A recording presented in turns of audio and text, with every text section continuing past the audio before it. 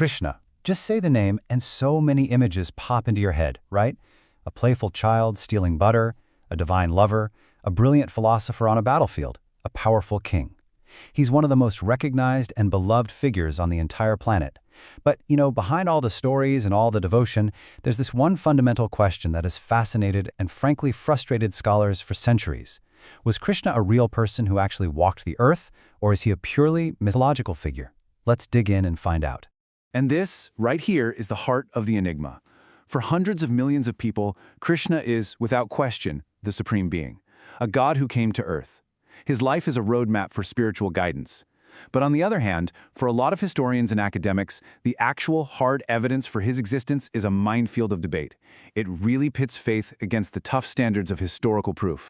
So this is the question we have to keep asking ourselves as we go. Are we looking for a historical king, a man who ruled, who fought in battles, who lived and died? Or are we exploring the nature of a divine God, one who is revealed to us through these ancient sacred texts? This is the lens we're going to use to look at all the evidence. So let's break this down. You can see we've got two parallel identities for Krishna. Over here, you have Krishna the man, a prince of the Vrishni clan, a major hero in the Mahabharata war, and a figure so well known that he even got a shout-out from ancient Greek historians.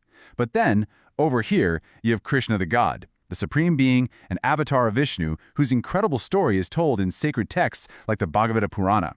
Our investigation? Well, it's got to walk both of these paths. Okay, so let's start with that first path, the search for the historical Krishna. What actual tangible proof do we have that a man named Krishna, a Vrishni prince, really existed? This is where we step out of the realm of pure faith and into the world of archaeology, ancient texts, and, believe it or not, astronomy. The case for historical Krishna really stands on three main pillars of evidence. First, you've got archaeological finds that seem to line up perfectly with what the scriptures describe.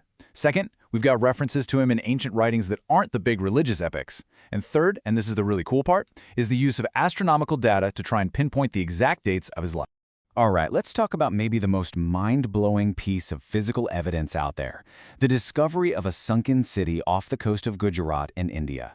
Marine archaeologists found this place, and many believe it is the legendary capital of Krishna, the city of Dwarka. And what's wild is that the Mahabharata says the city was swallowed by the sea right after Krishna left the world. And you don't have to take my word for it. Listen to this quote from Dr. S.R. Rao, the lead archaeologist on that project. He believed this discovery changed everything. For him and a lot of others, finding a city that matched the ancient descriptions so closely wasn't just a happy coincidence. It was proof. It was historical validation. But the evidence isn't all hiding at the bottom of the ocean. Back on dry land, we find even more clues. There's an inscription from the 1st century BC that flat out names Krishna and his family. Even older than that, we have the Heliodorus Pillar, where a Greek ambassador dedicates a monument to Krishna. And get this, we have coins from an Indo-Greek king from way back in 200 BCE that show Krishna holding his famous weapon, the Sudarshana Chakra. These are real physical objects that prove his worship was happening centuries before the Common Era. The paper trail, so to speak, is also pretty compelling. People who argue for his historicity will point out that Krishna isn't just a character in these big, sprawling religious epics. He actually shows up in some of India's oldest texts, and sometimes in these really casual, matter-of-fact ways that suggest he was a well-known figure. For instance, the famous grammarian Panini, writing way back in the 5th century BC, mentions the worship of Vasudeva, that's another name for Krishna. 100 years later, the Greek historian Megasthenes writes about an Indian tribe that worshipped a hero they compared to their own Hercules, and he says they live in Mathura, Krishna's traditional hometown. Even the ancient Chandogya Upanishad mentions a Krishna, son of Devaki. You see, these aren't epic stories, they're just passing references, which some scholars argue actually gives them more historical credibility.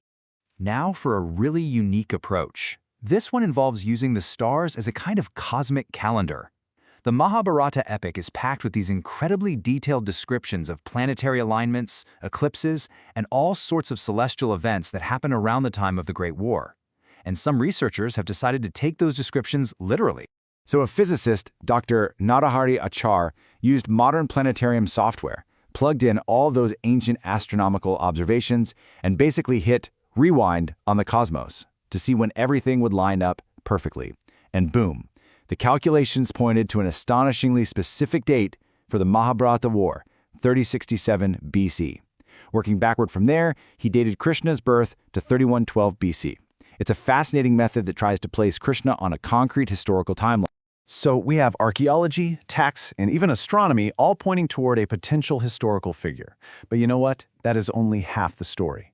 To really understand who Krishna is, we have to shift gears and look at him from the perspective of Scripture, where he isn't just a king, he's the Lord of the entire universe. When you open a text like the Srimad Bhagavad Purana, which is a foundational Hindu scripture, the entire conversation changes. The goal here isn't to prove history, it's about revealing divinity. The focus completely shifts from what Krishna did to what Krishna is. And to get this, you have to understand one crucial concept: Leela. It's a Sanskrit word that means divine play.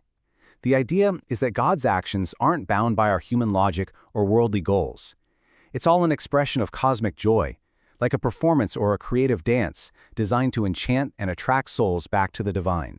So in the Bhagavata, the big deal isn't Krishna the warrior king. It's his Mathura, his divine sweetness, his charm, his incredible loving nature. The scripture doesn't focus on his power, but on his intimacy. So from this point of view, arguing over whether he lifted a real physical mountain completely misses the point. The story is meant to show his divine power to protect those who love him. And as an avatar of Vishnu, the preserver of the universe, Krishna's very form is symbolic. It's like a cosmic resume. The conch shell, it represents the primordial sound of creation. The discus, or chakra, that symbolizes the unstoppable cycle of time and divine justice. The mace is all about the power to maintain cosmic order, or dharma, and the lotus flower signifies purity, grace, and enlightenment. Every single attribute connects him back to a fundamental principle of the cosmos. Okay, so we've looked at two very different portraits of Krishna, haven't we? We've got the historical king on one side and the divine player on the other. So, how in the world do we reconcile these?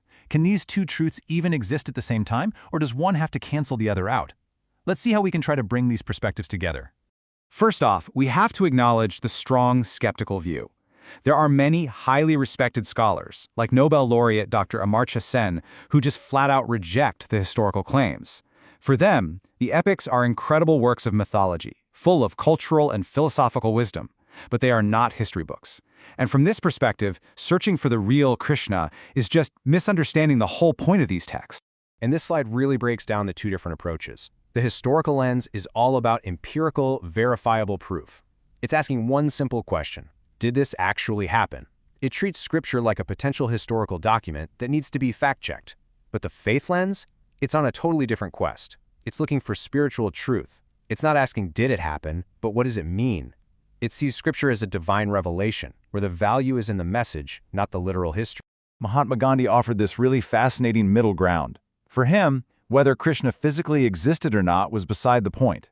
He said the Krishna of the Gita is the embodiment of pure, divine knowledge. This idea suggests that Krishna's reality is found in the truth he represents, a truth that is absolutely real and powerful, whether he had a physical body or not. And for hundreds of millions of devotees today, this isn't a contradiction at all. It's not an either-or question. The belief is that Krishna is both. He is the supreme being, a divine entity who chose to enter human history at a specific time and in a specific place. In this view, the historical evidence and the scriptural revelations aren't fighting each other. They're two sides of the same incredible coin, each one confirming the other. So in the end, the enigma of Krishna leaves us with this profound question, one that goes way beyond just a single historical figure.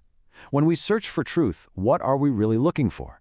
Are we searching for a collection of cold, hard facts, a timeline of verifiable events from the past? Or are we searching for meaning, a story that gives purpose and guidance to our lives in the present? The answer to that, well, it might just say a lot more about us than it ever could about him.